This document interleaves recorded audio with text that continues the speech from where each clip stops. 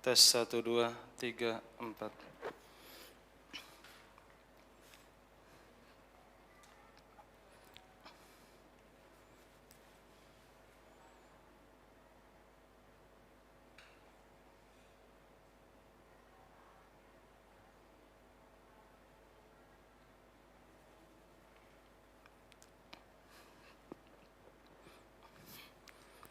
Saya dimulai, Pak.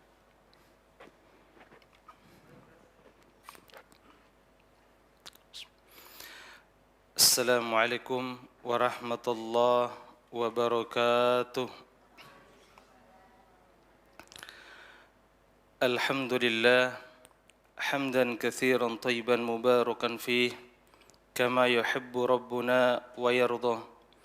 Ashhadu an la ilaha illallah wahdahu la syarika lah wa ashhadu anna Muhammadan abduhu wa rasuluh. Allahumma salli wa sallim wa barik ala nabiyyina Muhammad wa ala alihi wa sahbihi wa sallam. Jamaah kaum muslimin, a'azanallahu wa iyyakum. Alhamdulillah, kita bersyukur kepada Allah Jalla Jalaluh atas rahmat dan kasih sayangnya sehingga pada kesempatan siang hari ini atas rahmat Allah Ta'ala kita bisa hadir bermajlis di majlis yang sangat mulia. Semoga Allah Ta'ala senantiasa merahmati, membimbing kita, dan berharap mudah-mudahan kita diberikan keistiqomahan di atas Islam dan sunnah Nabi Muhammad SAW. Terlebih kita diwafatkan di atas Islam dan sunnah Nabi Muhammad SAW. Mudah-mudahan kita selalu berdoa sebagaimana doanya Imam Ahmad rahimallahu taala, Allahumma amitna alal Islam wa sunnah. Ya Allah ya Rabb, wafatlah kami di atas Islam dan sunnah Nabi Muhammad sallallahu alaihi wasallam. Jemaah kaum muslimin, a'azanallahu wa iyyakum. Pada kesempatan siang hari ini insyaallah taala kita akan melanjutkan kajian ruqyah syar'iyah yang sebagaimana judul yang tersebar dari admin. Tadi setelah kita mendengarkan kajian disampaikan oleh Al-Ustadz Ridwan rahimallahu ta'ala, hafizallahu ta'ala, maaf bukan rahimallah, hafizallahu ta'ala semoga Allah menjaga beliau. Tadi sudah dipaparkan terkait dengan pengobatan totok punggung. Salah satu solusi pengobatan yang cukup bermanfaat buat kaum muslimin, terutama buat kita yang mendengarkannya. Pertanyaannya, kenapa saya mengundang beliau memadukan dengan ruqyah syar'iyah? Alasannya beberapa kasus yang kita tangani dikondisikan antara ruqyah dengan totok punggung ternyata mendapatkan hasil yang maksimal.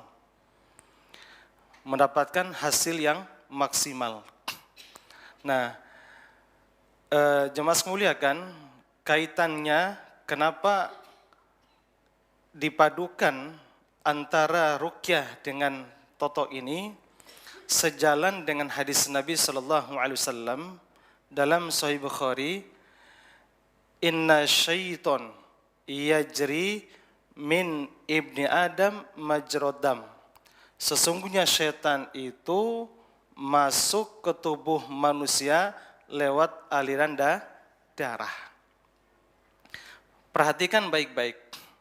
Nabi menjas kepada makhluk Allah yang masuk ke tubuh manusia dinamakan siapa? Syaitan. Inna syaitan. Berarti sebaik apapun jin yang masuk ke tubuh manusia, walaupun itu jin khodam, jin keturunan, dan bahkan dia mengaku syekh. Nah, ketika dia masuk ke tubuh manusia, maka dicap oleh Nabi Muhammad SAW sebagai syaitan. Nah, setelah syaitan itu masuk ke tubuh, ke siapa? Ke manusia, lewat apa? Majrod dam. Yajri majrod dam. Masuk lewat aliran darah. Nah, ketika masuk aliran darah ini, tidak dijelaskan di mana tempat tinggal jin. Tidak dijelaskan secara dalil. Maka berdasarkan hisi pengalaman-pengalaman para praktisi ruqyah, para baik di kalangan ulama ahli sunnah maupun ulama-ulama ahli sunnah yang paham tentang ruqyah syar'iyyah, maka disimpulkan bahwa jin itu tinggal beberapa aliran darah. Secara umum tidak jelaskan di mana dia tinggal, tetapi berdasarkan pengalaman hisi, pengalaman para ulama, sehingga disimpulkan tadi mungkin bagan tadi dijelaskan oleh Ustaz Ridwan tadi, tempat tinggalnya jin di tubuh kita.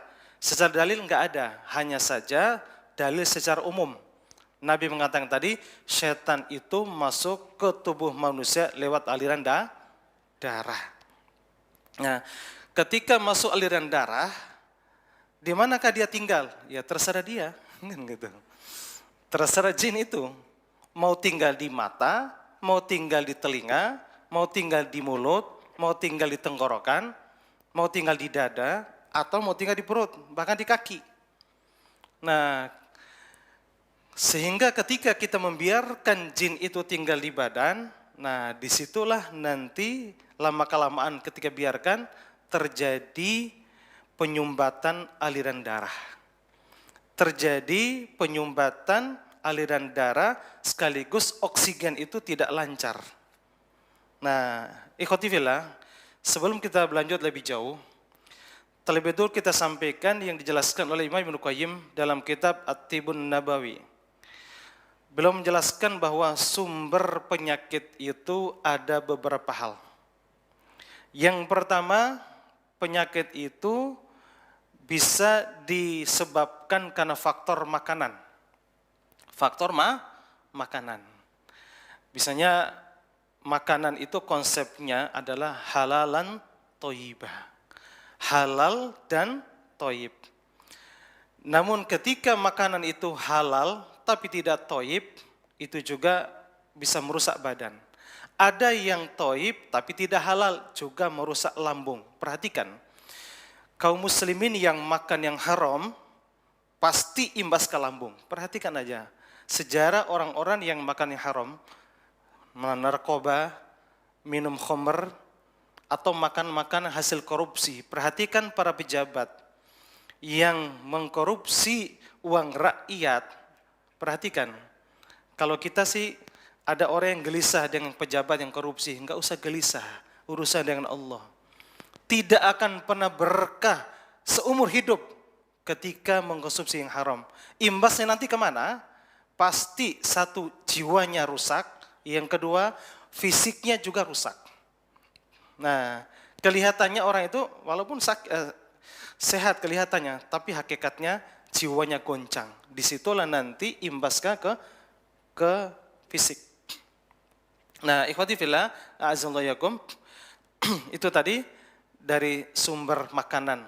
Makanan konsep dalam Islam dijelaskan oleh Ibnu Qayyim adalah halalan thayyibah, disebutkan dalam Al-Quran tadi. Makanya setelah halal dan thayyib. Ada makanan yang halal tapi enggak thayyib juga bermasalah. Contohnya pagi-pagi perut kosong makan rujak gitu. Halal enggak rujak? Halal. Tapi ketika dimakan perut dalam kondisi kosong, otomatis enggak enak. Nabi bisa menceret kan gitu. Nah, ikhwati fillah, a'azallayakum. Nah, kemudian diantaranya juga faktor-faktor makan ini berlebihan. Makan yang berlebihan sekalipun halal itu berakibat fatal terhadap kesehatan. Atau makanan-makanannya, contohnya yang mengandung kolesterol tinggi.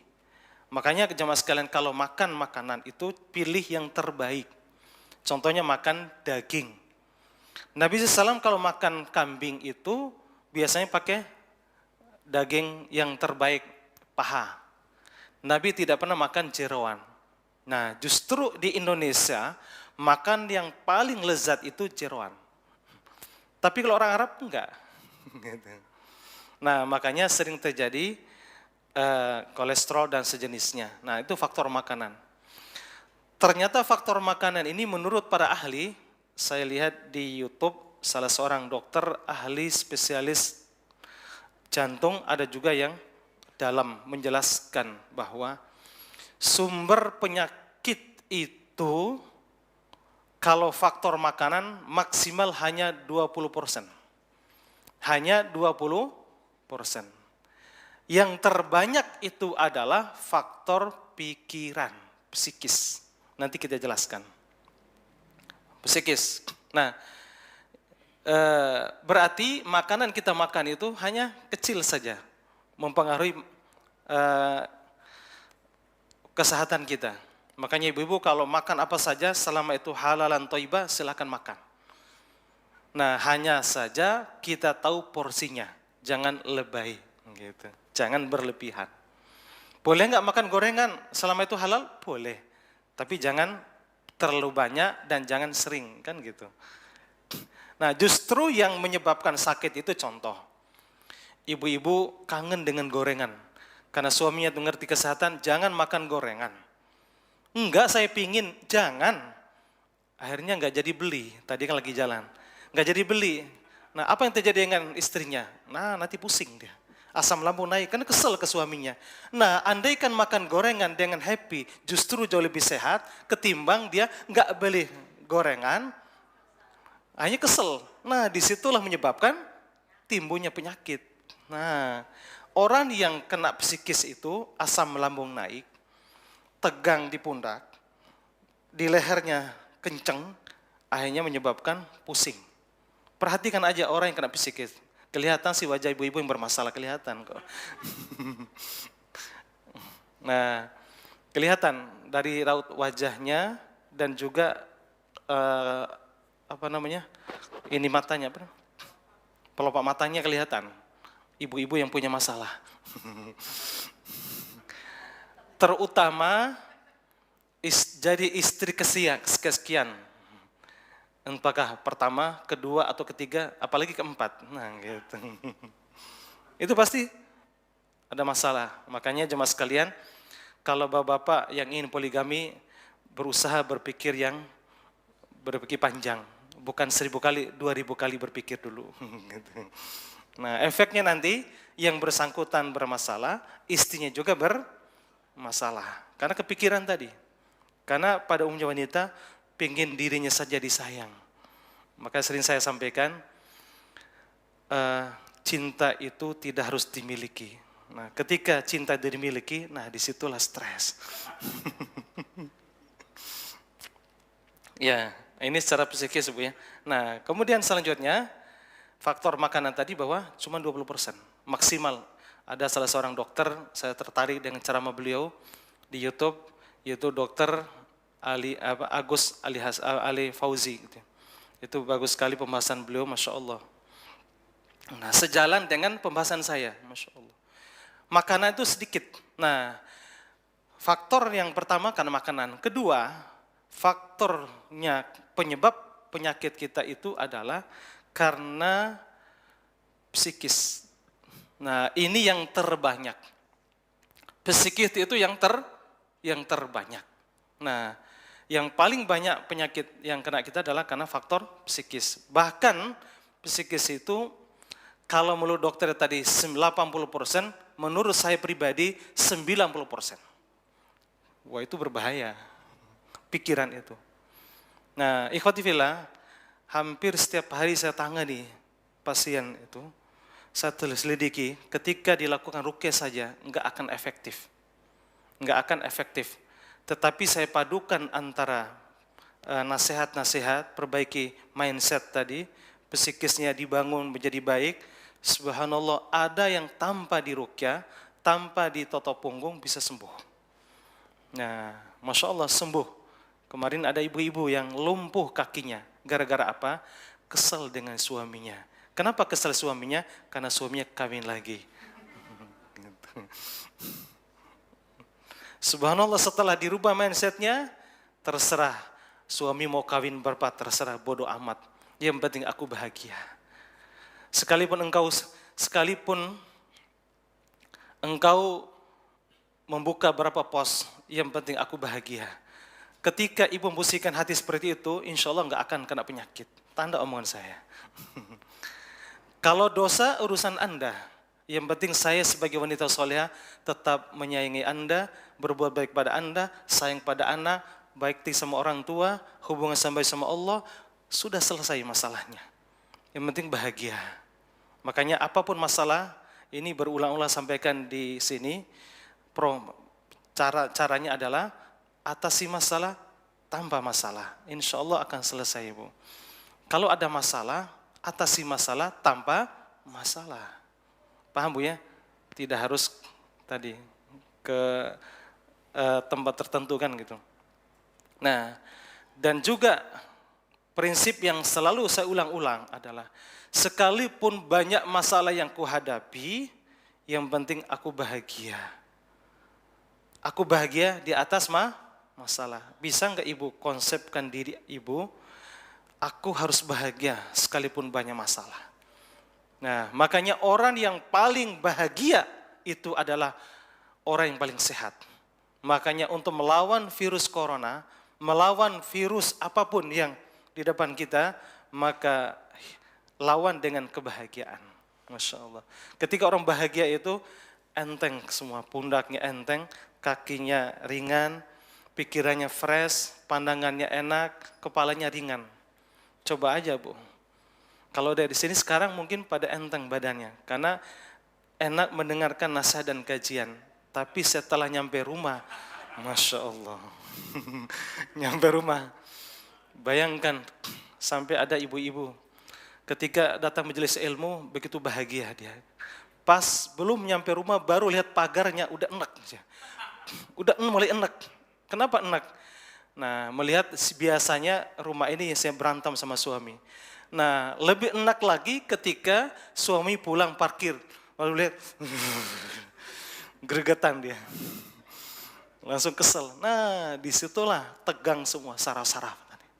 Nah, ketika saraf-saraf tegang, apa yang terjadi? Nah, di situ jinnya masuk. Jinnya masuk.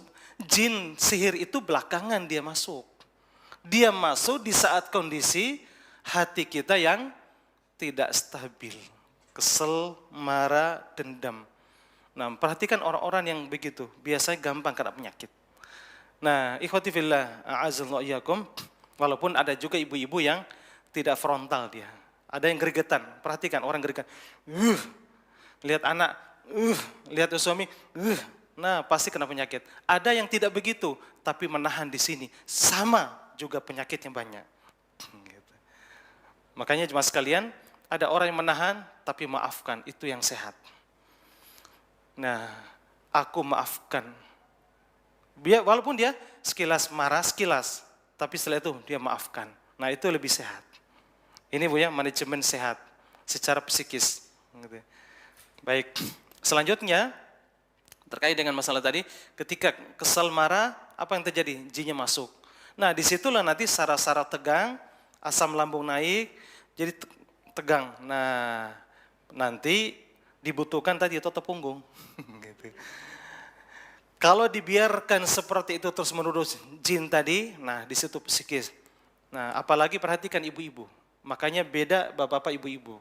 Kalau ibu-ibu dengan bapak-bapak, contoh bapak-bapak ketika dia orang lain punya salah sama dia, saya maafkan kesalahan kamu, selesai. Tapi kalau ibu-ibu, Bu saya minta maaf, kata suaminya atau kata temannya, iya saya maafkan. Tapi bekasnya yang panjang. Bekasnya itu bisa bertahun-tahun. Nah, itulah yang menyebabkan kenapa jin itu suka sama wanita. Gitu. Karena selalu ada bekas. Selalu ada bekas. Sekalipun perempuan ini minta cerai ke suaminya, walaupun suami kesal dia, tapi setelah cerai apa yang terjadi? Tetap kangen dia. Tetap kangen. Nah, Masya Allah, disitulah terganggu kejiwaannya. Nah, makanya jamaah sekalian, kebanyakan orang-orang yang memang tadi bermasalah rumah tangga pasti ke arah begitu, psikisnya terganggu. Nah, Kalau ibu-ibu yang terbanyak, kalau bapak-bapak ada, nah sekali kena dia langsung ke ICU biasanya. Gitu. Ya, ya jemaah semuliakan. Kemudian selanjutnya proses tadi sumber penyakit dari apa Bu? Psikis. Nah kemudian yang selanjutnya gangguan jin, ini Ibnu Qayyim ngaduan tadi. Tapi kalau dari saya justru tambahan sumber juga penyakit dari sihir, gangguan jin dan ain. Sihir, gangguan jin dan ain itu pengaruh. Nah, saya tambahkan jadi 3. Nah, jemaah semuliakan, setelah dia masuk ke badan kita, baru nanti timbul penyakit. Maka para ahli mengatakan berdasarkan keterangan para ahli medis, yaitu para dokter yang kita kenal, dan juga saya membuktikan di lapangan, mungkin pengalaman beliau juga Ustaz Ridwan, penyakit itu yang pertama disebabkan karena murni medis sakit itu. Murni medis ini berarti mungkin faktor makanan dan pikiran. Itu murni medis ya, nggak ada gangguan.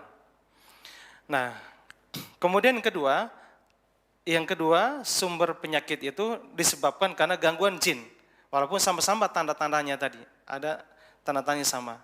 Dan yang ketiga adalah ada medisnya, ada non medisnya. Berarti 3 ya Bu ya. Nah saya perhatikan, saya simpulkan ada 3. Pertama karena faktor medis, murni non medis, medis. Yang kedua non medis, yang ketiga dua-duanya. Nah kalau medis saja berarti sangat tepat sekali ketika ada kondisi penyakit gitu dilakukan dengan toto punggung. Di toto punggung, dibekam atau di akupresur, di macam-macam tadi. Walaupun kita lihat, kalau saya amati, yang paling efektif itu ketika dilakukan dengan toto punggung karena langsung ke sumbernya. Nah, kemudian kedua, ada faktor non medis. Nah, non medis ini adalah harus dilakukan dengan ruqyah, doa, sedekah. Dengan ibadah-ibadah sehari-hari itu pengaruh ke non medis. Nah, yang paling terpenting juga adalah harus kondisikan jiwa dan raga happy, bahagia. Makanya orang yang bahagia itu sulit kena virus. Masya Allah. Selalu happy dia, dimanapun aku berada aku happy. Happy bersama Allah, bahagia bersama Allah, bahagia bersama suami, bahagia bersama anak, bahagia bersama tetangga, bahagia ketemu dengan saudara-saudara sama muslim. Alangkah indahnya hidup orang seperti ini. Karena banyak orang yang punya anak dia happy sama anak, tapi nggak happy sama suaminya. Nah ini kasihan, banyak ribuan kasus yang saya tangani, sering bilang, Ustadz sekian tahun saya berumah tangga, tapi saya merasakan tidak pernah bahagia sama suamiku atau istriku. Nah ini kasihan orang ini. Masya Allah. Nah ikhwati fillah, azzallayakum. Kemudian yang ketiga adalah, nah ini. Yang ketiga ini yang saya saksikan banyak. Atau yang terbanyak. Yang terbanyak. Ada non medisnya dan ada medisnya. Inilah yang membingungkan para ahli medis. Yang membingungkan para dokter. Kayak kemarin ibu-ibu, bukan kemarin, berapa tahun yang lalu, ada 9 tahun yang lalu. Ada tetangga, pada saat itu beliau sakit kepala mau pecah. Dianalisa oleh dokter, ada sekitar 10 spesialis yang menganalisanya dalam saraf ini itu. Enggak ketemu. Nah, kebetulan ibu-ibu ini tiba-tiba ingat saya. Suami suruh tolong telepon Ustadz. Nah, telepon. Saya datang ke rumah sakit. Masya Allah. Kebetulan baca berapa ayat, muntah-muntah keluar. Subhanallah, seketika hilang. Alhamdulillah seketika hilang sakit kepala tadi, alhamdulillah langsung pulang. Masya Allah. Nah, terbaru ada ibu-ibu usianya sekitar 40 gitu. Kata beliau baru kemarin, dia mengatakan, Ustadz saya sudah maaf bukan sudah dianalisa oleh 15 dokter yang spesialis gitu. Semuanya sudah mengecek beliau, tapi tidak ada hasilnya. Nah, ternyata setelah cek, ternyata dari ujung kaki sampai ujung rambut penuh dengan gangguan jin berdasarkan analisa saya. Bukan berarti saya melihat jinnya, enggak. Berdasarkan analisa saya. Ngecek jin itu sebenarnya gampang. Untuk gampang, sebagaimana kita jelaskan ini, tekan di beberapa titik di tangan, di kaki. Nah, itu ketahuan nanti di mana tinggalnya. Nah, ikhwati fillah, kalau penyakit yang kedua ini, yang ketiga ini, ada medis, non medisnya, nah akan bisa sembuh tuntas ketika pertama kali dibersihkan dulu jinnya. Cleansing, dibersihkan, cleansing minal jin gitu ya, bahasa Inggris dan bahasa Arab. Nah, bersihkan jinnya dulu, baru bisa melakukan pengobatan dengan cara toto punggung, dibekam dan lain sebagainya. Kalau tidak dibersihkan, nah ditoto berkali-kali tetap kembali lagi dia. Ditoto berkali, dibekam berkali, kembali dia. Nah, karena jin di badan kita itu yang menghalangi aliran darah. Yang mengalir darah. Nah, ikhwati fillah, ketika dibersihkan jinnya, gampang berapa kali ditoto, nah biar cepat sembuhnya. Nah, itu diantaranya kenapa saya beroptimis mengundang beliau untuk bisa ngisi di sini beberapa kaitan dengan otot punggung ini. Berdasarkan pengalaman saya, setiap pasien yang saya sudah lakukan ruqyah, baru saya lempar ke beliau. Ini udah dibersihkan jinnya, kok ini masih ada ini. Nah, karena kenapa Bu?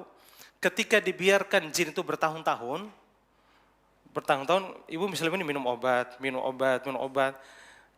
Karena ada orang yang anti ruqyah, nggak suka dengan ruqyah kan gitu. Ya, hanya ke dokter aja percayanya.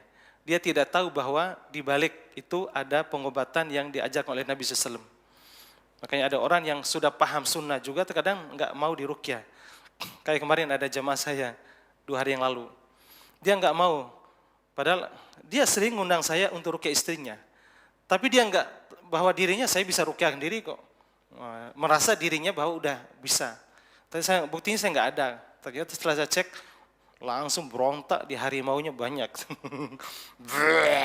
Gitu dia. Merasa dirinya ini bisa meruqyah diri sendiri.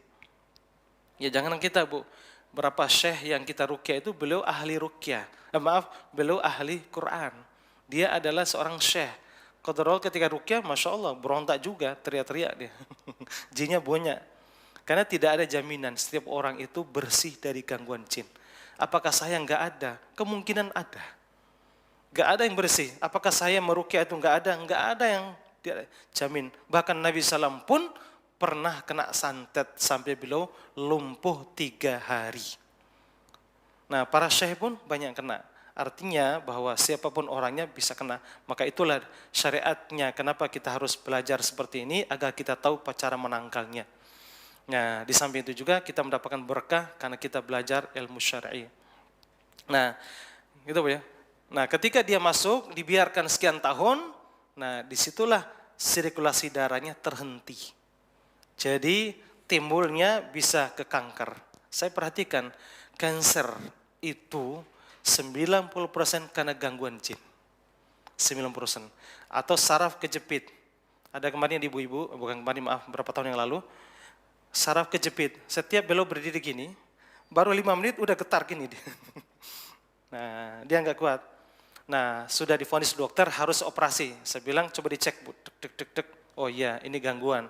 Alhamdulillah diruqyah sekali, kedua langsung sembuh, Masya Allah. Allah yang berikan kesembuhan tadi lewat doa-doa dan ruqyah, Masya Allah. Nah, kemudian dibiarkan tadi otomatis aliran darah, oksigen nggak lancar. Nah, setelah diruqyah bersih. Nah, masih ada proses. Gimana caranya? Berarti seringkali saya buang ke Ustadz Ridwan. Nah, ini saya kasih nomor beliau. Untuk menstabilkan saraf-saraf, menstabilkan aliran darah itu bagaimana caranya? Berarti harus ditotok punggung. Mengembalikan saraf-saraf yang tadi. Kan ketika ada jin kan ditarik oleh jin, darahnya ditahan. Ketika ruqyah keluar, ada yang langsung rasakan tapi nanti efeknya ke medis. Ya. Kalau dibiarkan efek ke medis. Makanya autoimun 100% itu karena gangguan jin. Dan hari ini belum ada dokter yang menemukan cara penyembuhan autoimun. Hanya ngasih obat itu hanya vitamin, yang sempet-sempet aja, belum ada. Ternyata ratusan pasien yang autoimun, subhanallah bisa disembuhkan dengan ruqyah dan ditambah lagi tata punggung itu. Masya Allah itu begitu dahsyatnya wahyu Allah lewat Al-Quran. Kan ruqyah itu kan minta doa kepada Allah. Berarti kan ikhtiar kita doa dan diantaranya metode yang diadakan oleh Al-Hujjah ini diantaranya adalah tata punggung. Ya mungkin bisa juga sekali seminggu dibuka di sini, nggak apa-apa, ibu-ibu buka di sini sekali seminggu, Ustaz Yurida mungkin bisa juga kan gitu. Kalau ada pasien yang bersama Al-Hujjah kan gitu, biar memudahkan kan gitu. Nah ini kan bermanfaat sekali. Masalahnya contoh saya, ada penyakit yang saya alami adalah saraf kejepit. Beberapa tahun yang lalu saya hobi main bola kan, pada saat licin ketarik terasa sekali ketarik, Masya Allah sakitnya luar biasa di sini. Nah udah berapa kali ditotok oleh ya adik-adik saya, totok dibekam, kok nggak kena gitu. Nah beliau yang totok sekali, totoknya itu ya nggak serius amat, cuman ketemu ditotok gitu. Nah subhanallah sampai hari ini alhamdulillah udah nggak merasakan lagi. Subhanallah. Nah itu artinya ada beberapa yang ahli ruqyah. Terkadang ada yang cocok, ada yang tidak. Ada beberapa orang yang ahli tata punggung, ada yang cocok dan tidak, kan gitu. Nah, terkait dengan masalah ini keterampilan dan juga jam terbang, itu pengaruh.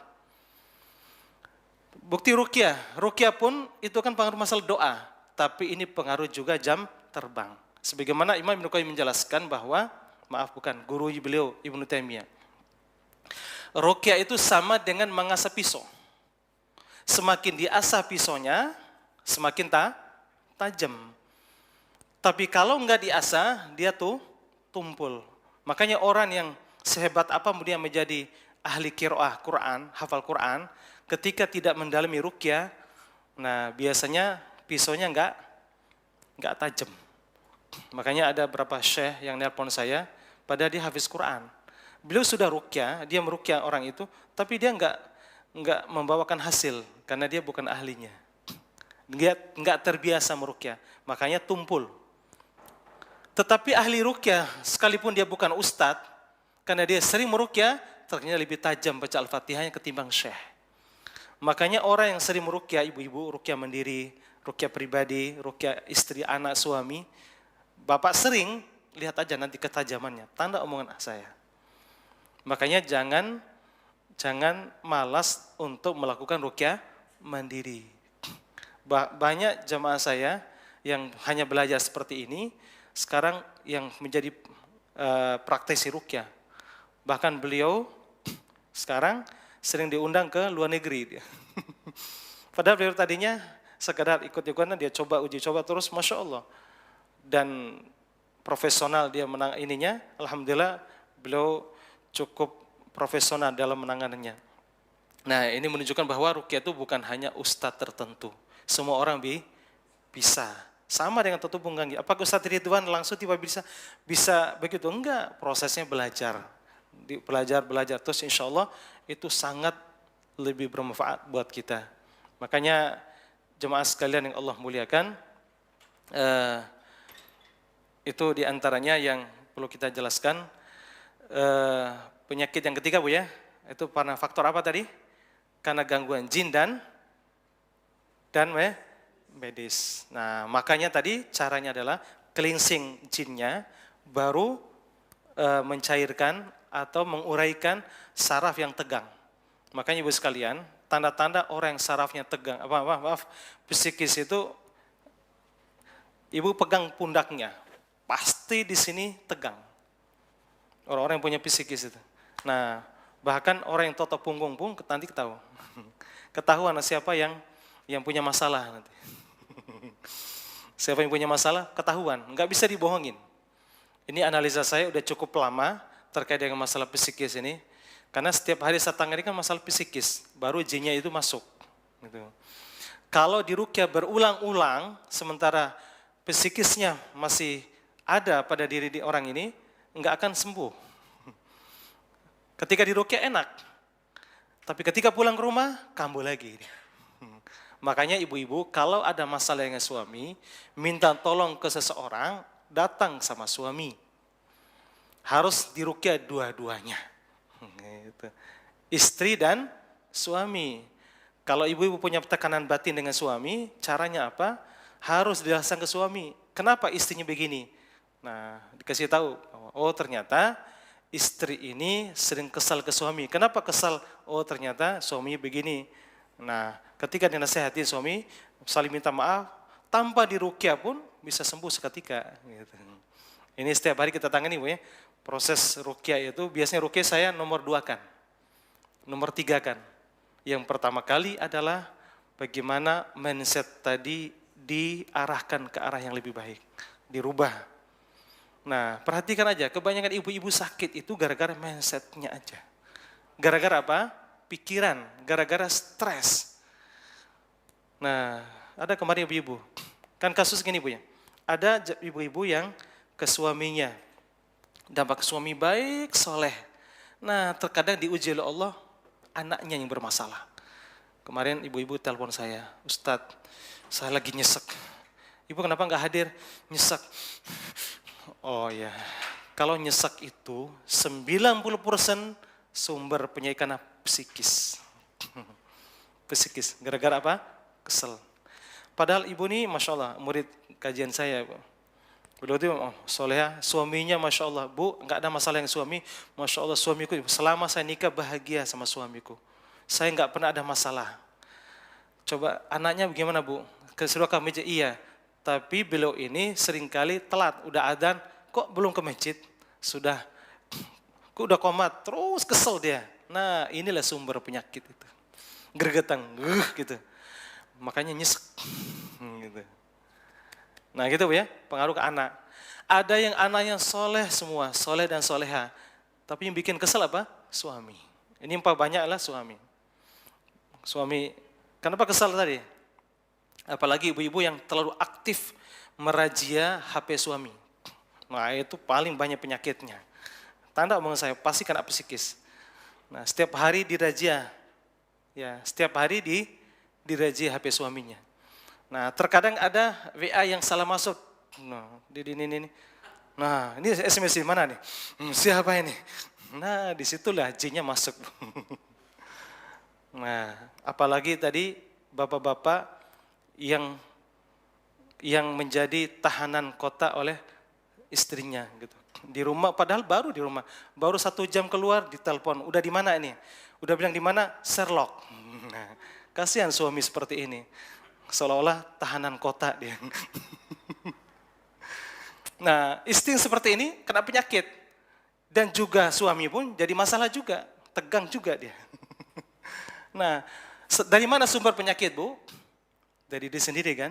Maka Allah katakan, wa ma asobakum min musibah fabima kasabat aidikum. Musibah apapun menimpa Anda karena Anda sendiri. Berarti Anda sendiri yang bikin penyakit. Makanya kalau terlalu kepo dengan HP suami, nah itu awalnya penyakit itu di situ. Awal penyakit dari situ. Ya terserah suami mau gimana urusan dia kan gitu. Kan bukan kita sebagai istri mengendalikan suami. Iya Bu ya? Nah, apakah saya termasuk? Alhamdulillah enggak sekalinya. Nah, ikhwati fillah, azzallahikum. Nah, itu tadi mukadimah dari saya kaitan dengan masalah sumber penyakit. Nah, sekarang gimana cara menterapinya? Cara efektif menterapi diri kalau kondisi seperti itu. Nah, karena otomatis di situ nanti ketika ada gangguan jin, medis atau non medis di badan kita, nah ada gejala-gejalanya. Sebenarnya pertanyaan ibu tadi boleh jadi medis, boleh jadi non medis, yang mungkin ketika disampaikan oleh Ustadz Ridwan tadi. Ya, ikhwati fillah azallahu iyyakum. Tanda-tandanya yang jelas ini sudah berulang-ulang kita sampaikan di sini. Mungkin di channel YouTube Al-Hujjah, kalau ibu lihat Husain Al-Mubarak, tentang masalah gangguan jin mungkin cukup banyak. Nah, sekilas kan ini ada kaitan dengan ruqyah, biar Ibu kondisikan dengan bagan yang disampaikan oleh Ustaz Ridwan tadi tentang tempat tinggal jin. Karena Nabi mengatakan tadi bahwa inna syaiton yajri min ibnan majrodam. Sesungguhnya syaitan itu masuk ke tubuh manusia lewat aliran darah. Nah, ketika masuk aliran darah, di mana dia tinggal? Ya tadi saya bilang, terserah dia kan, terserah jin. Nah, ada jin masuk karena iseng dia. Kalau jin masuk karena iseng, nah biasanya paling di kepala, di pundak gini dia. Kalau ketika baca Al-Quran, cepat dia pergi. Kita jalan di mana, ketika ada jin yang suka sama kita, kalau ibu-ibu yang cantik, terkadang jin ganteng yang masuk kan gitu. Nah, ketika ibu baca ayat, itu langsung hilang, cepat ya. Itu kalau jin yang nemplok di jalan. Gitu Bu. Ada juga karena jin masuk lewat sihir atau kiriman. Nah, ini jadi masalah. Ketika dikirim, tergantung pesan daripada yang bersangkutan. Nih, Mbah Dukun, saya bayar Anda karena saya kesal dengan orang ini. Saya kasih mahar sekian. Nah, mau diapain? Lumpuhkan kemaluannya, gembok dia. Kenapa kamu gembok? Ini kan suami kamu, biar nggak bisa dengan yang sana. Nah, kan sering kali. Karena ada seringkali perempuan itu di PHP-in oleh laki-laki. Awalnya orang ini baik-baik aja. Tapi karena terlalu disakiti oleh laki-laki, apa yang terjadi? Awalnya orang soleh baik. Karena terlalu bertubi-tubi disakiti laki-laki, nah akhirnya apa? Dia melakukan tindakan pintas bagaimana menghancurkan laki-laki itu. Perhatikan aja, laki-laki yang sering PHP pasti bermasalah. Terutama PHP-in perempuan. Nah, ketika kesel langsung ke dukun. Nah, dikirim, biasanya kalau kaitan dengan itu, yang digembok itu adalah kemaluannya. Biasanya sejenis boneka, di kemaluan itu disobek, baru digembok. Digembok, ditiupkan mantra, nah langsung nasi nggak enak di sini. Di daerah kemaluan. Nah, itu yang menyebabkan bapak-bapak susah bangun. Bu susah bangun, susah tahiyat. Terkadang bisa, terkadang nggak bisa. Atau bisa tahiyat, tapi baru sebentar ibadahnya selesai. Nggak betah dia ibadahnya. Gitu. Paham maksud saya Bu ya? Nah, bagian dewasa paham. Ya. Tahiyat sebentar. Atau sudah ibadah lama, sampai 1 jam, nggak bisa keluar. Nah itu. Tanda-tandanya berarti ini bermasalah dari sini. Bagi yang perempuan juga diusahakan di sini. Nah, bermasalah di situ. Nanti efeknya kanker serviks atau kanker rahim atau kanker kemaluan di situ. Nah, efeknya ke situ. Atau penebalan dinding rahim atau miom, kista dan sejenisnya. Itu efek daripada sihir tadi. Nah, terutama yang saya dapatkan yang paling banyak itu adalah para perempuan yang dulu secara umum di sekolahnya dulu menjadi idolakan laki-laki. Nah ini biasanya banyak masalah dia. Maka ibu-ibu yang terlalu cantik itu hati-hati. Ya. Begitu juga bapak-bapak yang terlalu ganteng juga hati-hati. Maka saya bersyukur tidak seganteng para ustadz yang lain gitu ya. Kalau anda kan ganteng, nah itu repot. Maka beberapa ustadz yang ganteng saya ruqyah tadi, masya Allah kasihan. Baru beberapa hari yang lalu ada seseorang yang masya Allah ganteng banget. Juga beliau kena santet. Masya Allah. Beliau nggak bisa tahiyat. Ya, bisa sholat saja, tapi nggak bisa tahiyat ya. Ya. Nah, ada orang yang kena kesel, kenapa Bu? Biar dia lumpuh, makanya diikat di sini. Di pinggang sini. Nah, karena kembali ke masalah toto punggung tadi. Biasanya di sini. Nah, kalau jinnya tinggal di sini, yang dilumpuhkan itu adalah ke kaki dan juga ke hasrat. Kalau suami hasrat istrinya kurang, tapi anehnya dia punya hasrat keluar. Kalau ke tetangga cukup hasrat, tapi kalau istrinya enggak, berarti jinnya di sini Bu ya. Sama ibu-ibu, kalau ke suami risih, kalau teman suaminya lebih segar dia, lebih punya hasrat, itu di sini. Nah, kemudian selanjutnya diikat di sini juga. Makanya ketika ada buhul di sini, bagi ibu-ibu yang suka toto punggung atau bekam, itu hati-hati. Ibu-ibu, saya sarankan bagi ibu para penterapis, sebelum toto punggung, sebelum orang itu kita pegang tubuhnya, baca dulu a'udzu bikalimatillahi tammatin min syarri ma khalaq. Yang kedua, bismillahilladzi la yadurru ma'asmihi syai'un fil ard wala fis sama'i wa huwas samiul alim. Nah, baru kepegang. Ketika pegang, sekali strom dia. Dia langsung pindah. Nah, ini bahayanya. Ada kemarin ibu-ibu yang suka urut, tangannya lumpuh sebelah dia. Ternyata penuh dengan jin, karena setiap pegang orang masuk, setiap pegang orang masuk. Nah, cara gimana? Baca itu. Ya. Kemudian selanjutnya, tinggal di daerah mata. Nah, ini. Ketika daerah mata itu yang berbahaya tadi. Mata yang suka buram, suka ngantuk, setiap kajian ngantuk. Ya Bu ya, gampang ngantuk. Susah tidur, ngantuk tapi susah tidur. Nah, di sini. Kalau jin di sini suka cerewet. Ya Bu ya. Kalau ibu-ibu suka cerewet. Walaupun takdir ibu-ibu adalah kebanyakan cerewet. Ya. Kalau ibu-ibu tidak bisa menghabiskan 20.000 kata per hari, kemungkinan susah tidur. Ya. Kalau bapak-bapak dijelaskan oleh para ahli hanya 7.000 kata. Makanya jangan aneh ketika perempuan itu hobinya ngobrol. Qadarullah dia menjadi guru. Padahal udah habis tenaga omongan tadi. Pulang masih bisa melanjutkan ngomelin suaminya. Setelah ngomelin suaminya, anaknya lanjut lagi. Suami udah teler, tetap aja gitu. Masya Allah. Itu ibu-ibu tuh memang hebat sekali ibu-ibu tuh. Makanya saya memberikan nama ibu-ibu itu adalah ahli sejarah. Atau ibu-ibu itu adalah orang yang paling cerdas ibu-ibu dibanding laki-laki. Cerdas itu pintar sekali mencari kesalahan. Masya Allah. Kalau di sini nggak ada Bu, ibu yang sana maksudnya. Iya, coba aja Bu. Sekali kesalahan suami, Masya Allah, beribu kesalahan itu di list semuanya. Oh dulu tanggal sekian, kamu pernah begini-begini terus. Kita laki-laki diem. Ketika diem, ngapain Bu? Padahal diam tuh biar menghindari masalah kan. Paling bilang, kok diem? Gitu. Pernah pingin kita biar selesai. Ternyata ketika diem, salah juga. Gitu. Nah, disuruh ngomong, ketika ngomong sakit hati lagi. Iya. Ternyata laki-laki itu selalu salah di mata wanita.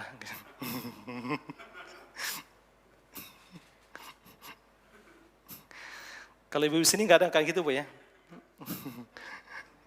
Ya? Alhamdulillah, Masya Allah. Ya, makanya jemaah semuliakan, ketika kita menjadi orang yang seorang laki-laki tadi, maka siap kita dimarahin. Makanya saya tertarik ada salah seorang ustadz ketua PBNU, dia menyampaikan di depan forum Muhammadiyah. Dia menyampaikan bahwa ini ustadz ini dia profesor di kampusnya, orang yang paling cerdas, paling pintar di kampusnya. Ketika pulang orang yang paling bodoh dia. Iya enggak Bu? Suaminya di luar pulang ceramah, ketika pulang ke rumah ya dimarahin. Jadi bodoh kan dia. Akhirnya kemarin saya ketemu sama Ustadz Ali Hasan Bawazir, hafizullah ta'ala. Persis yang disampaikan oleh para salaf dia menyampaikan.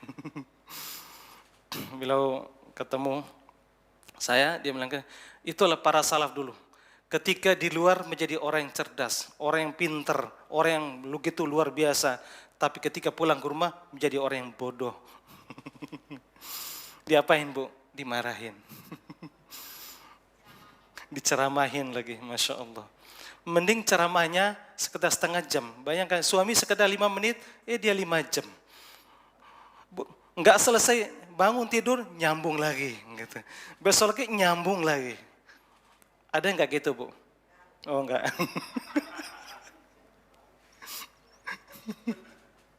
Masya Allah. Ya.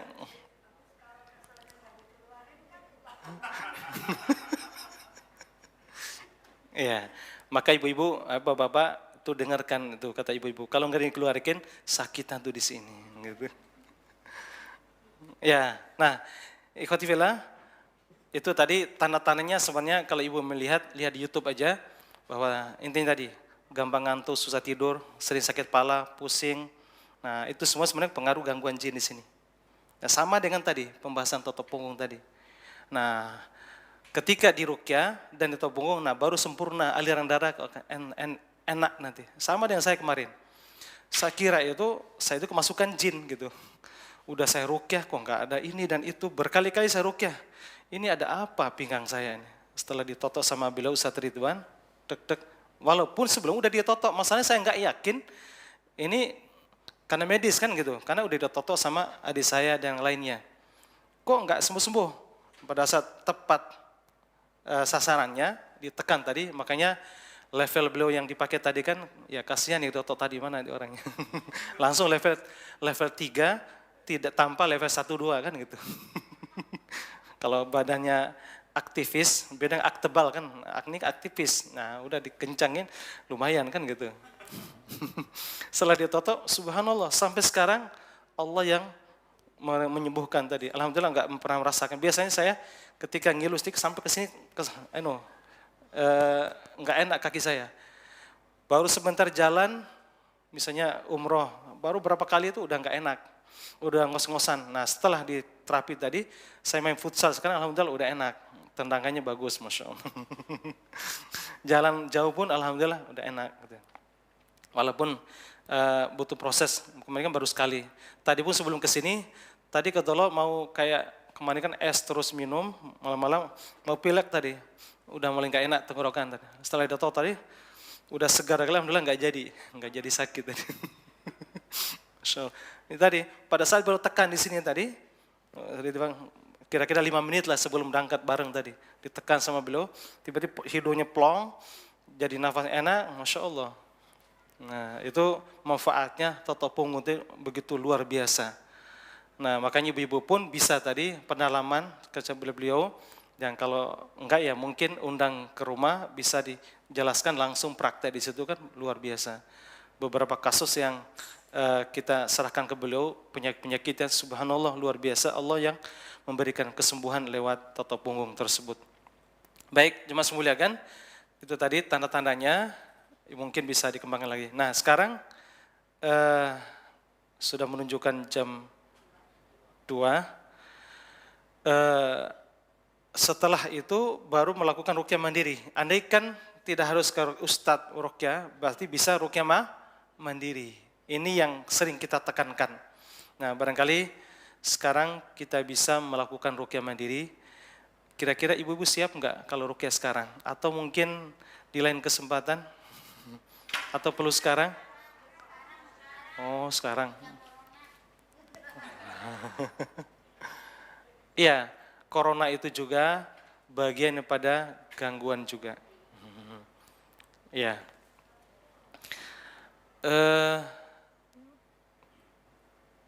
Perlu praktek sekarang atau gimana? Sekarang. Ibu udah siap? Baik. Kita manfaatkan kira-kira setengah jam untuk ruqyah mandiri sekarang. Baik. Ibu-ibu udah siap? Ada airnya? Silakan air masing-masing dipersiapkan.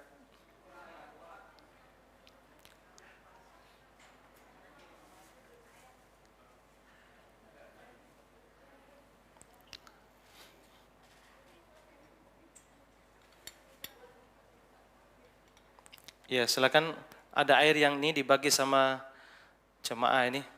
Masya Allah, jazakillah khair. Air Turki water namanya. Ya, alkalin pH 8, Masya Allah. Alhamdulillah ini dapat air dari jemaah yang bawah.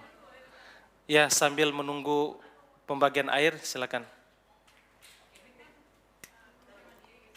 Gimana?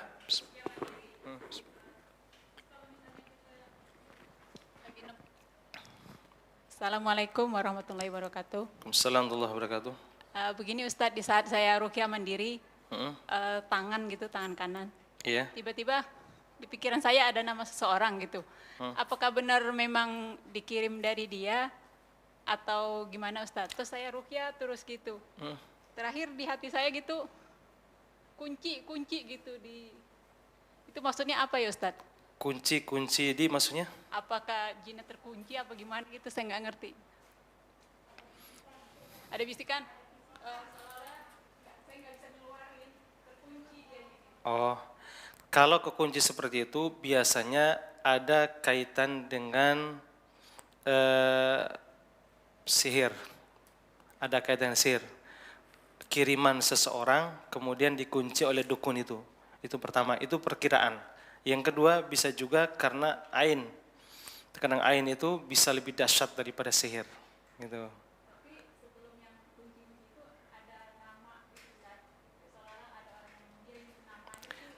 Terkadang kebayang siapa yang pengirimnya. Iya gitu Ustadz. Iya, kebayang. Terkadang seperti itu. Iya. Itu apa benar dia ngirim atau tidak itu? Tergantung apakah ada masalah dengan orang ini. Kalau orangnya soleh, baik, nggak pernah ada masalah di kita, ya berarti ini proses perlambatan setan.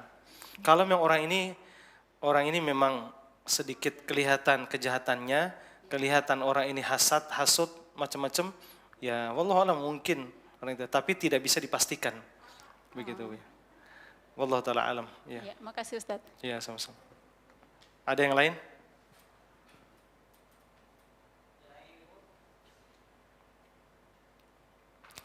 Baik, karena ya.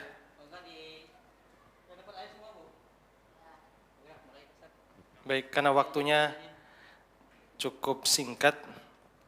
Ya.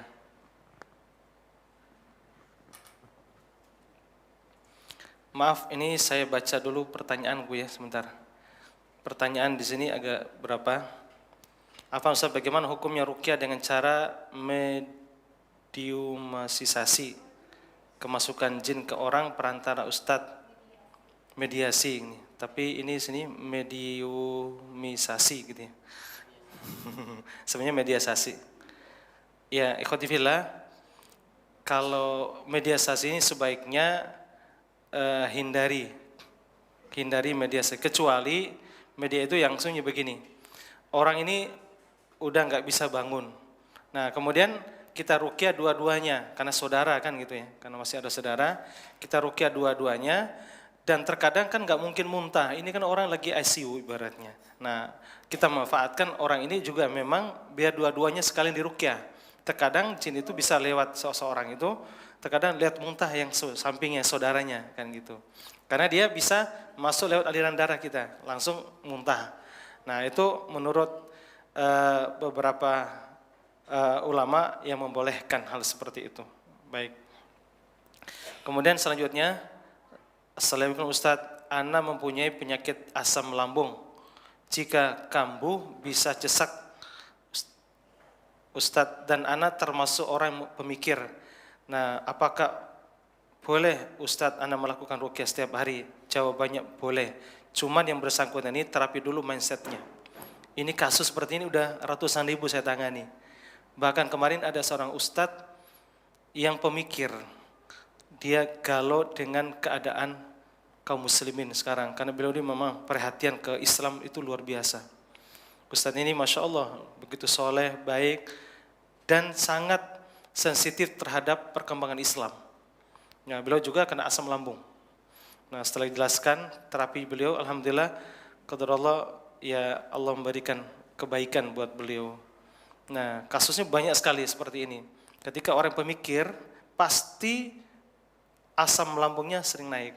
Nanti berujungnya nyesek. Nah, makanya ini bagi yang bertanya lewat media online ini, bisa lewat telepon ke saya, bisa nanti saya jelaskan dari mana sumbernya, baru nanti kita bantu terapi insya Allah, walaupun lewat telepon gitu ya. Telepon bukan ruqyahnya, tapi konsultasi tadi.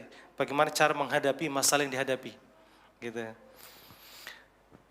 Terakhir yaitu, apa bintik-bintik merah pada badan perih seperti ditusuk-tusuk jarum, apa itu termasuk santet? Jawabannya iya, termasuk santet. Ini termasuk bagian jarum yang dikirim lewat boneka. Ya, wallahu taala alam. Ustaz, apa sakit asam lambung termasuk berkaitan dengan psikis pikiran. Lalu terapi apakah bisa dikerjakan sehari-hari Ustadz? Bisa dengan ruqyah, lewat air putih, baca Al-Fatihah, bisa sekali, bisa 3 kali, yang penting ganjil, minum, baru diusap di lambung, bisa keluar nanti. Tapi kondisikan psikisnya dulu, ditentramkan dulu. Nah, mungkin pernah kesal sama suami, maafkanlah suami. Pernah kesal sama mertua, maafkanlah mertua. Ketika kesal sama anak, maafkan anak. Ketika kesal sama mantannya, maafkanlah mantannya. Kan gitu.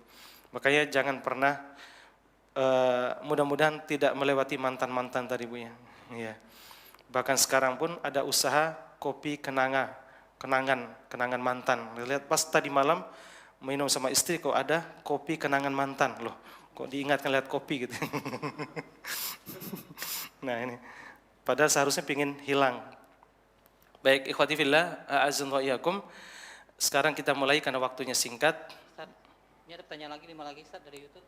Oh, ada 5 lagi. Mungkin di pending dulu ya, karena waktunya. Perhatikan setengah jam ini. Nanti bisa lewat lewat WhatsApp ke saya, bisa juga nanti. Ya. Atau mewakili satu aja atau gimana? Satu. Nanti saya belakangan aja Ustaz ya. Habis selesai. Ini Ustaz ada pertanyaan satu Ustaz. Ustaz, kakak saya kanker serviks stadium 4. Apa yang harus saya lakukan Ustaz dan obatnya apa? Baik, terima kasih atas pertanyaannya. Pertama, sumber penyakit itu dari mana? Dari dosa.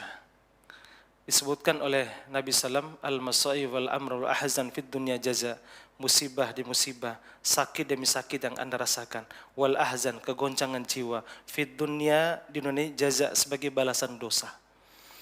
Hampir semua penyakit yang kita rasakan itu ada kaitan dengan kesalahan kita. Nah, pertama yang dilakukan adalah tobat nasuha. Yang kedua, tazkiyatun nufus, bersihkan hati. Bersihkan hati. Kemudian maafkan orang yang pernah kita disakiti orang. Kemudian lakukan di antaranya tadi adalah bisa dengan totok punggung itu tuh, pengaruh. Nah, baru di ruqyah, dibersihkannya. Nah, caranya lewat air putih, dibacaan Al-Fatihah, ayat kursi, Al-Ikhlas, Al-Anas, dihembuskan ke air, diminum, baru diusap di daerah lambung. Kemudian ke bawah lagi di sekitar sini. Nanti bisa kayak cairan nanti keluar. Ini kasus yang kita tangani. Bisa keluar pipis, bisa lewat buang angin lewat kewanitaannya. Terkadang kerek keluar gitu dia. Nah, itu yang tinggal di situ. Dan selanjutnya digurah. Minum ada gurah wanita, itu juga pengaruh. Gurah wanita itu biasanya keluar dia, Masya Allah. Itu dijual di toko herbal itu, ada beberapa gurah wanita untuk membersihkan di dalam. Nah, sambil diruqyah, bergurah, juga totok punggung, itu pengaruh insya Allah. Ya, wallahu ta'ala alam. Baik, kita mulai. Sekarang masing-masing ibu megang air putih. Ini sederhana singkat ya. Sekarang kita sekaligus mengeluarkan jin khodam. Terkadang itu yang bikin tegang di sini. Ya. Istighfar sekarang. Pertama niat untuk diruqyah, meruqyah diri sendiri. Ibu-ibu juga yang di rumah, bagi pemirsa yang sempat melihat tayangan ini secara live, mohon dipersiapkan di rumah air putih. Kemudian niat untuk meruqyah diri sendiri. Kedua, yakin seyakinnya Allah memberikan kesembuhan. Ketiga, fokus, konsentrasi. Dan keempat, tobat nasuha. Dan juga sekaligus maafkan orang-orang yang pernah nyakitin kita. Silakan istighfar. Astaghfirullah. Istighfar yang sesuai sunnah. Diucapkan dengan lisan, dipahami dari hati. Kata Ibnu Qayyim, padukan dua dari hati yang paling dalam. Diucapkan dengan lisan. Lafadznya sesuai sunnah Nabi SAW. Astaghfirullah. Astaghfirullah wa atubu ilaih. Astaghfirullah wa atubu ilaih. أستغفر الله وأتوب إليه أستغفر الله وأتوب إليه أستغفر الله وأتوب إليه أستغفر الله أستغفر الله وأتوب إليه أستغفر الله أستغفر الله وأتوب إليه أستغفر الله أستغفر الله وأتوب إليه. Ibu-ibu, ingat dosa-dosa masa lalu yang pernah dilakukannya. Pengakuan dosa itu sangat baik di hadapan Allah. Ya Allah, ampunilah segala dosa dan kesalahanku. Ya Allah, masa lalu hamba penuh dengan kegelapan, penuh dengan dosa dan salah. Hamba pernah mendolimi kedua orang tua hamba, mendolimi adik-adik dan kakak hamba, ya Allah. Ampuni dosa hamba, ya Allah. Hamba taubat dengan taubat nasuha atas kedoliman dan dosa hamba, ya Allah. Ampunilah, ya Allah. Ya Allah, hamba banyak dosa dengan kedua orang tua hamba, ya Allah. Hamba sering mendolimi mereka, mencaci maki mereka, kesal dengan mereka. Ampunilah, ya Allah. Pada hari yang baik ini, hamba taubat dengan taubat nasuha atas dosa dan kesalahan hamba, ya Allah. Astaghfirullah, astaghfirullah wa atubu ilaih. Ya Allah, ya Rabb. Hamba banyak dosa dengan suamiku, istriku. Ampunilah, ya Allah. Hamba sering mendolimi istri, anak-anak, mendolimi ipar atau saudara-saudaraku, ya Allah. Ampunilah dosa hamba, ya Allah. Ya Allah, bersihkanlah hati hamba dari rasa kesal, marah, dendam, kecewa, suudzon kepada saudara-saudaraku yang lain. Bersihkanlah hati hamba, ya Allah. Gantikanlah dengan kebahagiaan dan ketenangan. Jadikanlah hari-hari hamba selalu bahagia dan tenang, ya Allah. Jadikanlah hati hamba selalu bahagia, tenang, ya Allah, ya Rabb. Jadikanlah hati hamba yang selalu mudah maafkan kesalahan orang lain. Siapapun yang pernah mendolimi hamba, hamba ridho, ya Allah. Hamba ikhlas memaafkan orang itu. Hamba ridho maafkan kedua orang tua hamba. Ibu-ibu barangkali pernah kesal sama orang tua, ikhlas maafkan beliau. Ya Allah, hamba ikhlas, hamba ridho memaafkan kedua orang tuaku, ya Allah. Hamba ridho maafkan ipar-iparku, ya Allah. Hamba ridho memaafkan suamiku, ya Allah. Hamba ridho maafkan istriku, ya Allah. Sekalipun ibu sakit hati kepada suami, maafkanlah beliau. Ya Allah, hamba ridho maafkan tetanggaku. Hamba ridho maafkan rekan kerjaku. Siapapun yang pernah mendolimi hamba, ya Allah, hamba ridho, ya Allah, demi mendapatkan surga dan kasih sayangmu, ya Allah. Astaghfirullah, astaghfirullah wa atubu ilaih. Astaghfirullah wa atubu ilaih. Astaghfirullah wa atubu ilaih. Silakan baca Al-Fatihah karena waktunya cukup sekali aja. Biar kita manfaatkan Al-Fatihah itu cukup punya energi, insyaallah bisa menyembuhkan penyakit atas izin Allah. A'udzubillahi minasyaitonirrajim. Dekatkan ke air. Bismillahirrahmanirrahim. Alhamdulillahi rabbil alamin. Ar-Rahmanir-Rahim. Maliki yaumiddin. Iyyaka na'budu wa iyyaka nasta'in. اهدنا الصراط المستقيم صراط الذين أنعمت عليهم غير المغضوب عليهم ولا الضالين آمين. Silakan niat. Ibu menghilangkan semua penyakit di badannya. Mudah-mudahan seluruh penyakit yang kita rasakan, sakit perut, mungkin susah bangun sama istri, atau mungkin miom, kista, sakit kepala, sakit pinggang, darah tinggi, stroke, semoga Allah angkat seluruh penyakit kita. Minum, bismillah, tangan kanan Bu ya. Minum tangan kanan, bismillah. Kalau pakai ini habis Bu ya, biar maksimal di lambungnya. Ya, usahakan habis. Kecuali gelasnya jangan diminum atau botolnya jangan ya.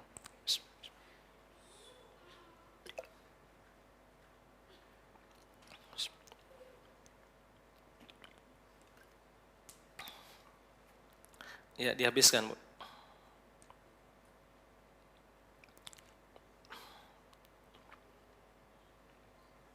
Baik. Tadi nggak ada plastik ya, khawatir ada muntah nanti. Kalau merasa muntah langsung ke belakang Bu ya. Tergantung muntahnya Bu. Kalau muntahnya air pakai plastik, tapi kalau muntahnya berlian pakai tas saja ya. Ya, serius Bu ya? Serius.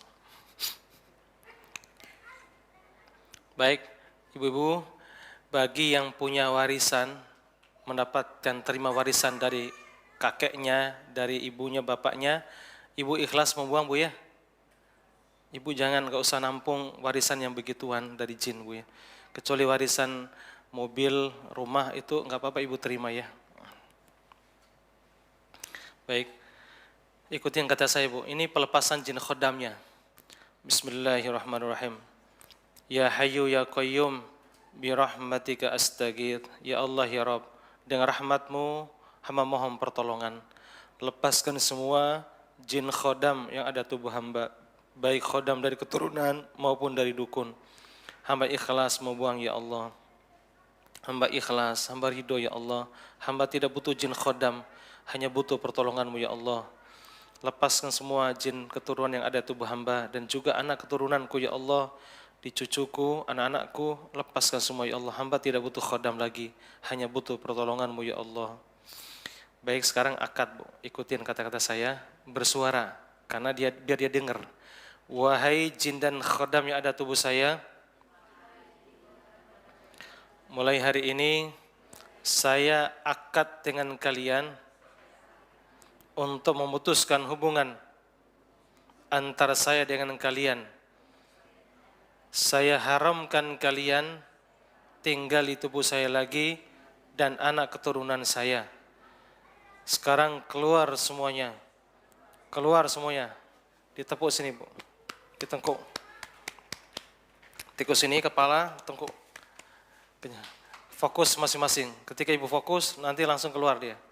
Konsentrasi, tepuk di tengkuknya. Keluar semua sekarang. Jin harimau, macan, yang dari kakeknya, dari neneknya, dari ibu bapaknya langsung keluar.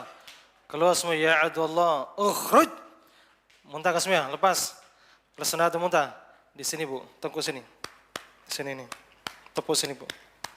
Ukhruj ya Allah, semuanya. Yang di rumah juga silakan tepuk di tengkuknya. Keluar semua, semua jin di tengkuk. Semua jin yang ada di tengkuk, muntah ke semua. Datang sanawat atau muntah. Ukhruj ya Allah. Ukhruj ya Allah. Keluar wahai musuh Allah. Terus. Tepuk lagi Bu. Nah di sini. Terus di tengkuk. Lesendawa. Lihat muntah. Lesendawa dan muntah. Lepas semua. Terus lesendawa. Lesendawa dan muntah. Ukhruj ya Allah. Ibu jangan malu.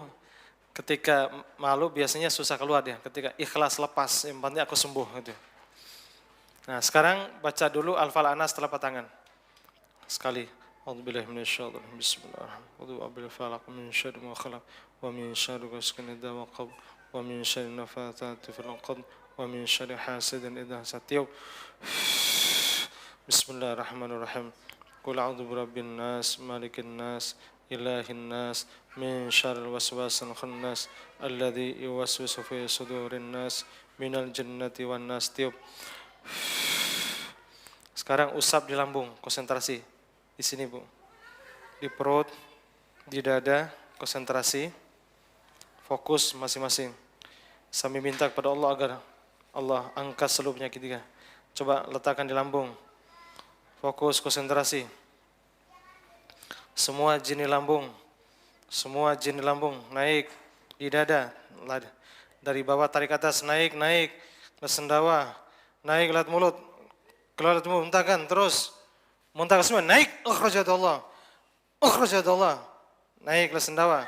Muntah semua, naik. Terus. Muntah semua, naik. Terus. Terus. Terus, muntah semua, naik. Terus. Akhrajadallah. Muntah semua, naik. Usap lagi, terus. Ke sendawa.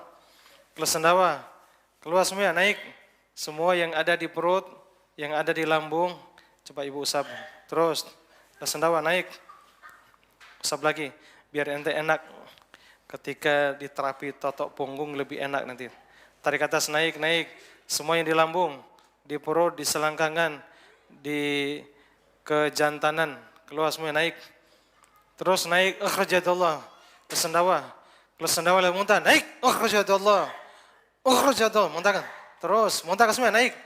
Terus, muntah semua, naik. Terus. Naik atas, Bu. Keluar sendawa, muntahkan, terus, naik. Muntah semua, naik. Akhrajadallah. Keluar, wahai musallah, naik lagi, terus. Yang ada di lambung, di perut, naik. Yang di perut, di lambung. Tarik lagi, terus. Tarik lagi ke atas. Tarik, naik, lesendawa. Naik, lihat mulut. Akhrajadallah. Akhraj. Keluar semua. Muntahkan semua, naik.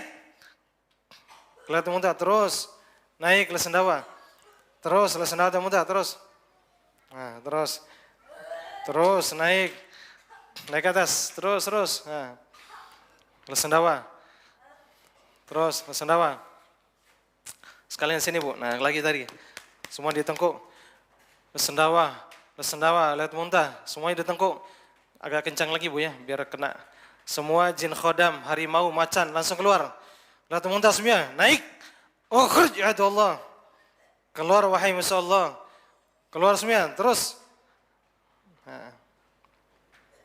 Nah, terus, Bu. Ya, sekarang ini Bu yang di muka, usah di muka, arah ke mulut, lesendawa. Terus, semua di muka, muntahkan. Semua jin di muka, lesendawa, lihat muntah, terus. Nah, terus, tarik Bu, arah ke mulut. Terus, itu biasanya jin penghalang jodoh. Tapi kalau udah menikah, jin penghalang kebahagiaan. Nah, gitu. Terus, yang di muka. Yang tinggal di muka langsung keluar. Yang di pipi, di hidung, di mata, di bibir. Terus, semua jin cerewet. Terus. Jin cerewet langsung. Jin cerewet atau jin cinta keluar semuanya. Semua jin cinta. Terus, langsung keluar semua. Terus. Akhrajadallah. Keluar semuanya, wahai musallah.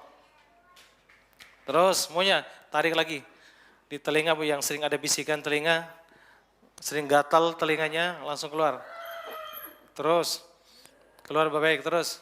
Akhrajadallah. Ya. Sekarang kepala, Bu, gini. Usap gini. Usap kepala. Dimeses, kepala belakang, kiri kanan diusap. Nah, usap gini.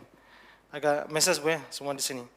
Tarik dari kepala bawah, tarik sampai ke arah muka, semuanya, semua jin kepala.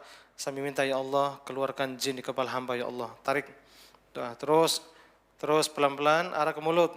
Semua jin kepala, lesana atau muntah. Akhrajadallah. Muntah ke sembilan. Terus. Muntah ke sembilan, terus. Akhrajadallah. Nah, di kepala, di meses, Bu. Semua, terus. Semua jin kepala, lesana atau muntah. Terus. Langsung keluar semuanya. Terus. Nah, terus. Nah, usap lagi, Bu, kepala, terus. Tadi yang suara itu ada kebayang harimau enggak, Bu? Ada. Itu biasanya jin khodam. Terus, ya itu dia. Udah, terus. Nah. Baik. Ya, udah hampir 2:30. Sekarang usap, Bu, selonjor kaki tangan. Sekarang usap. Metode usapan, ini metode yang efektif berdasarkan contoh Nabi SAW. Gini, Bu ya. Kaki selonjor, usap gini. Usap gini semuanya. Seluruh badan. di pinggang ditepuk-tepuk. Nah, keluar sampai ke ujung kaki ini, usap buang gini. Ke kaki juga, terus ditepuk-tepuk. Terus, nah, langsung keluar. Udah keluar baik semuanya. Ya, diusap kepala, di muka, di leher, di ketiak, usap. Nah, ketika diusap gini dia keluar dan niatkan untuk menghancurkan buhul. Bisa jarum, bisa paku, ketika usap gini dia meleleh dia. Terus keluar semuanya. Nah, diusap gini juga Pak, ke bawah sini. Biar enggak kanker serviks di sini, daerah sini. Terus ke bawah. Nah, turun lihat pipis. Turun lihat kencing, lihat pipis. Terus lihat pipis. Mohon kalau mau pipis jangan di sini Bu ya, mohon di belakang ya. Terus lihat pipis. Terus Allah lihat pipis, lihat kencing. Terus lihat pipis. Nah, dari rahimnya, lambung, dorong ke bawah lihat pipis. Terus lihat pipis semuanya. Kalau lihat pipis, Allah. Keluar semua lihat pipis. Nah, terus lihat pipis. Lihat muntah. Nah, di kaki juga Bu, ditepuk-tepuk. Nih, di paha, di lutut. Nah, ke bawah sini. Nah. Ya. Terus ditepuk-tepuk.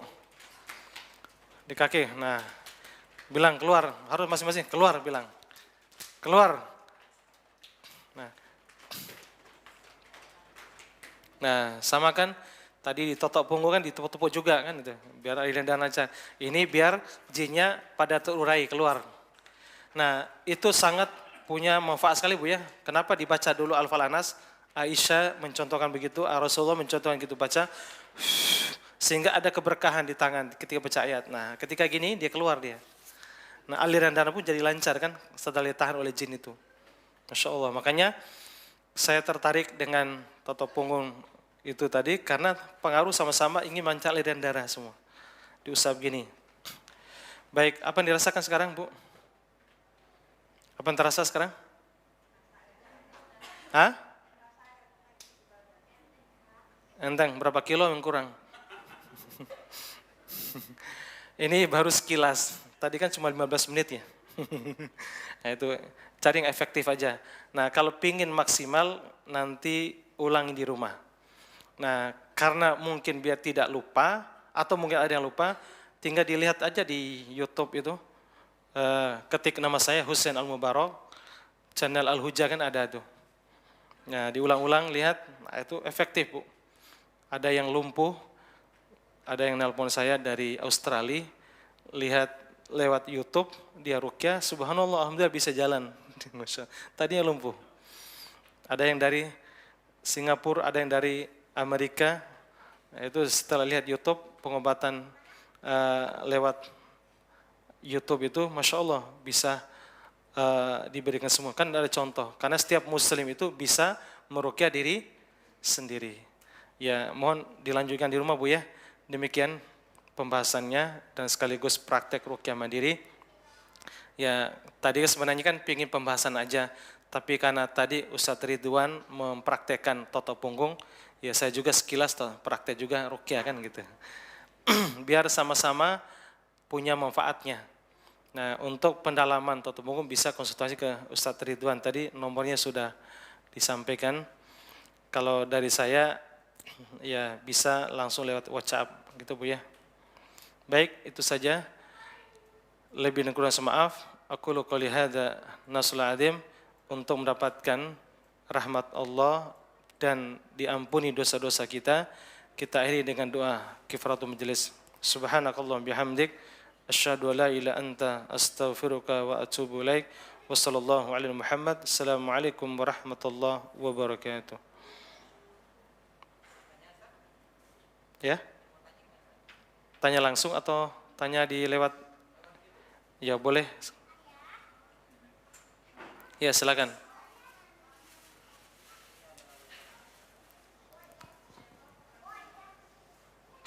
Ustadz, ini ada pertanyaan satu lagi Ustadz. Baik silakan. Pak Ustadz, saya mau tanya, kenapa setiap lihat sinar matahari mata saya gelap dan sebelah kiri? Yang sebelah kiri. Gimana? Kenapa setiap lihat sinar matahari, mata saya gelap dan sebelah kiri, gelap yang sebelah kiri. Padahal normal.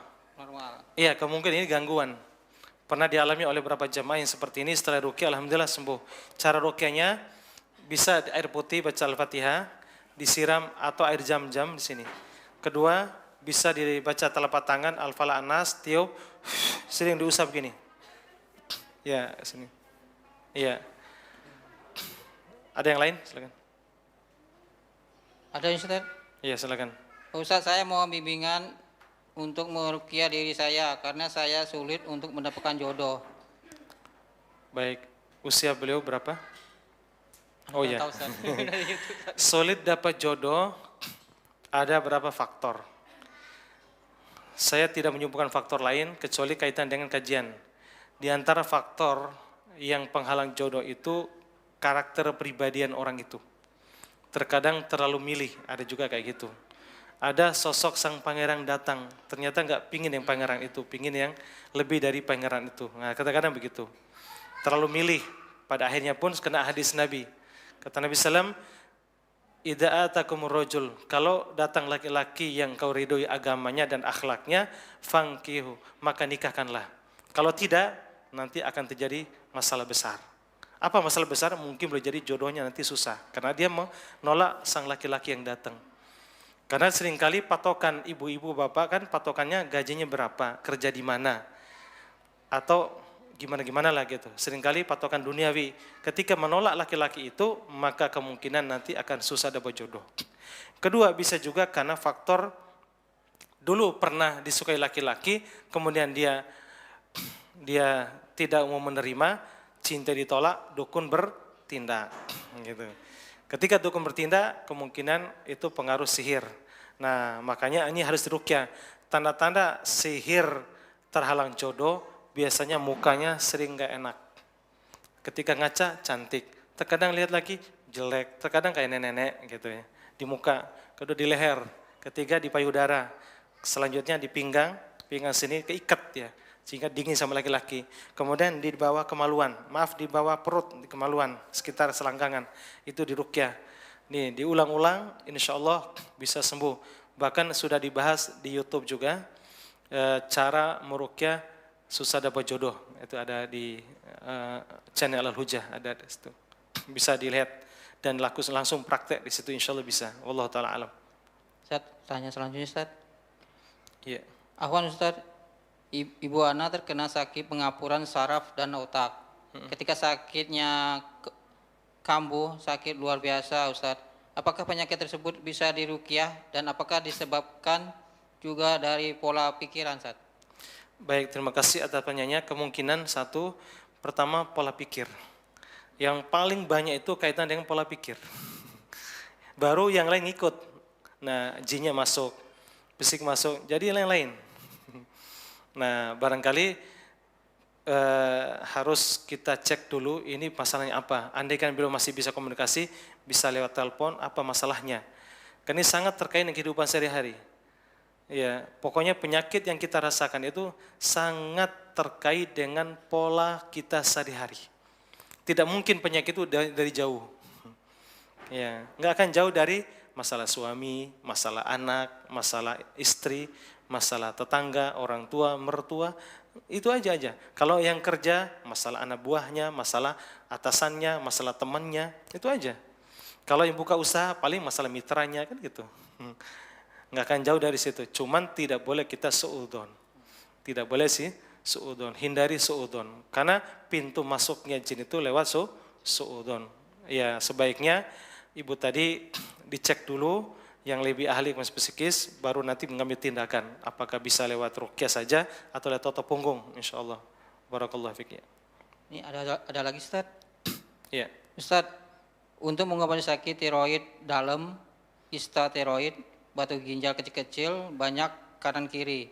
Kanker serviks bisa nggak pakai minyak habatus sauda Ustaz? Iya. Pertanyaannya, bisa nggak pakai minyak sauda? Jawabannya insya Allah bisa. Minyak habatus sauda itu salah satu pengobatan cara Nabi SAW. Kata Nabi SAW, alaikum bihadha habas sauda fa innahu shifa likulli da. Hendaklah kalian berobat habas sauda karena itu bisa menyembuhkan berbagai penyakit. kecuali al-haram, penyakit tua atau penyakit pikun, itu nggak bisa disembuhkan, atau kematian. Nah, bisa nggak pakai minyak habatus sauda? Sangat bisa. Habatus sauda yang serbuk atau minyaknya boleh. Itu banyak kasus yang kita tangani, alhamdulillah setelah minum itu bisa terjadi kesembuhan.